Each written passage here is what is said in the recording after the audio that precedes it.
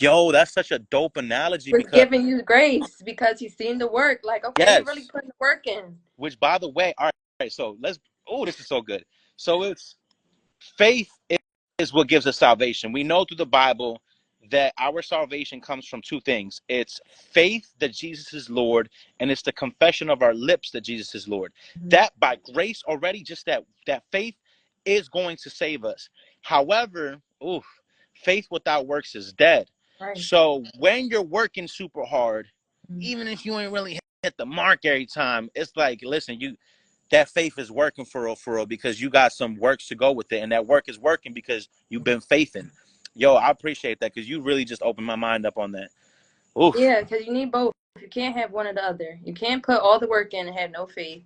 Like you can't you put all that work in all week for this test, but you already had it in your mind, oh, I'm gonna fail. Oh, mm, I fail. But if you had in your head like, no, I got it this time, I'm gonna get it, da, da, da, but you still failed, but you put the work in and you had the faith, you're gonna get it. for sure. But you can't do one or the other. Now you can't just have the faith alone and not put in no work. No studying at all. Just go take the test. Mm-hmm. I ain't open the book not once Yeah, this week. Chat GPT for sure. So yeah, so I think the first step. So all right, let's just break it down. I think because I did tell you off camera when we spoke about it. I definitely put like steps of like what I felt would get us to that good and faithful servant. I think for sure the ground floor, the beginning, the cover charge, the entrance to that is salvation. I think at a simplest form, and I don't want to misquote, God forbid, Ephesians 2, chapter 2, verse 8 to 9 tells us what I just told you, which is like we're saved by faith through grace. Or we're yeah, exactly. Cool. So it's like I think just bottom line, get saved, which Yeah, is so simple. so easy.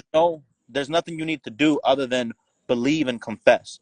I think the next to take that faith to another level, there needs to be the works, which is the obedience. And we don't obey God because of fear, or we don't obey him because we're going to try to earn something from him. We obey him because we love him, and that's scriptural. That's like in the Bible. We obey God and as a demonstration of our love for God. And I believe, without getting super theological, that there's going to be levels to heaven. Like I don't think everyone is 100%, let me use my wording correctly.